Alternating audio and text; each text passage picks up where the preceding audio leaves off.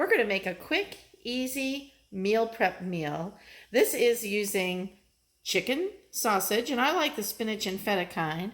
A little bit of asparagus, a little garlic, little onion, some spinach, a little bit of farfalle pasta, cannellini beans, and I have some homemade chicken stock defrosting as well. So we're going to boil up some pasta. We're going to cook and brown the sausages, and we're going to saute our vegetables. And then we have a meal that'll come together nicely with the cannellini beans on the top, and we'll finish it with a little bit of balsamic vinegar.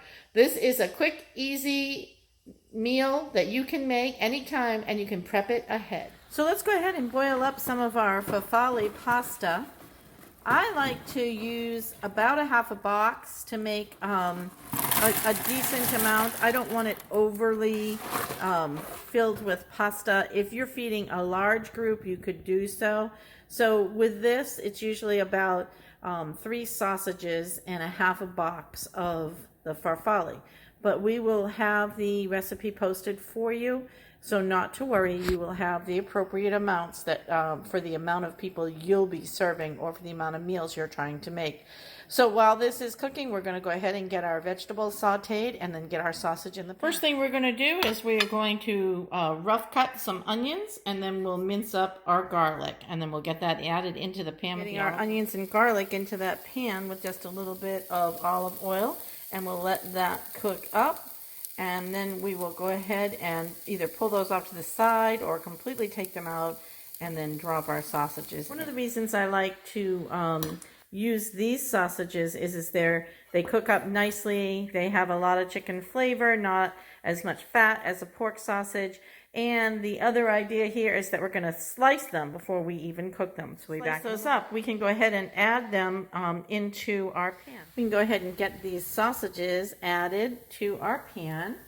And if we need to, we can add just a tad more olive oil. So I think I might do that because these sausages don't have a lot of their own natural fat. And then what we'll do is we'll just stir those around.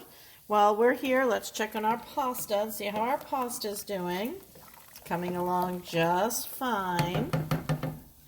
And we'll be back in just a moment. We'll stir these around, then we'll add in our asparagus, and then we'll add in our spinach. Now, technically, these sausages are fully cooked. You just have to make sure you reheated them to a temperature of 165 in order to not get sick. Remember, 165 is always our heat temperature for when we're reheating a cooked food. So what I like to do is I like to brown them up. I'm going to try and cook them a little bit longer just to see if they'll brown for me without burning my garlic. And then once I know that they're browned, I'm going to go ahead and I'm going to add in my asparagus that I've chopped up into nice little pieces, and then we can add in our chicken stock and a few other things. So we'll be back in just a minute. All right, my chicken got away from me just a little bit and started to get too brown.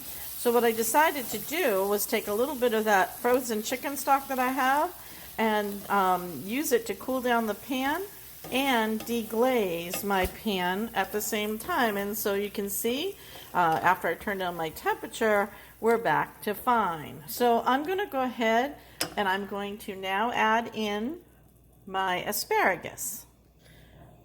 All right, we're going to just par cook our pasta. So we know it needs a little bit more time if we were going to eat it directly, but this is just about right, and we're going to go ahead and drain that. The reason is that we're going to be adding that back into our mixture very soon.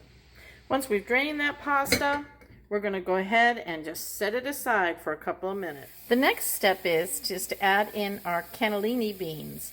Now I'm going to add them in liquid and all. We're just going to go ahead and put them right into our dish. And now we're going to continue to let this cook down.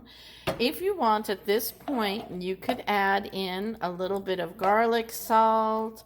If you like it very garlicky, you could add some more of that. You could add in some onion powder, some salt and pepper, whatever you like to season this. In a few minutes you can taste it and know what it is exactly that you need.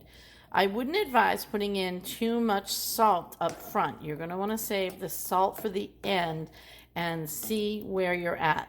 Sometimes the sausages themselves could be a little salty, so I wouldn't do that up front. But feel free to taste and then add in your additional dry spices as needed. So I took a taste and added in a little bit of onion powder and garlic powder and a little bit of black pepper. And you can see that right here sitting on the top. We're going to go ahead and stir that around and let this continue to cook down. And in the meanwhile, I defrosted my chicken stock, or nearly defrosted. There's just still a little ice sitting on the top, but that'll be gone in a minute. And then I can go ahead and add my chicken stock back in and my pasta. Now I didn't forget about the spinach. That's going to go on. See, we got that all ready to go. My spinach is here. That will go on actually second to last. I've added in that chicken stock, and so we're just going to wait for that to come up to a boil. You can see that it's getting warm on the sides, and then we will take our pasta and put this starting to simmer here in our mixture. And I wanted to mention not to worry that this seems like a lot of water in your dish, because we know once we add the pasta in here, we know that it's going to absorb a lot of that liquid, isn't it? So here we've added our pasta into the dish, and it's cooking nicely. Look, we can just kind of move this around, start mixing in all our nice flavors. And again, once you have this mixed in, this is another good time to taste and see if it needs any additional seasoning. Remember, you can serve this. We're going to finish it with a little balsamic vinegar to give it a little bite, but you're also going to serve it with a nice little grate of Parmesan cheese over the top. All right, we're going to let this just continue to cook. The other is a little full, and we still have to add in our spinach. The other thing we could have done was cook it in a pan like this with the high sides, where it would have held a lot more. So if you're making this for your family and you need more than this amount, right? So if you're double or tripling the recipe, what you'll want to do is make sure you size up your pan appropriately. So we have this nice little braiser pan that we could have used as well. I think I'm going to be okay here once my pasta cooks down just a little bit more and absorbs some of that water. So you can see I've added this Parmigiano Reggiano on the top of it. If you wanted to, you could add a little bit more of that Parmigiano Reggiano to each one of the individual bowls. Enjoy!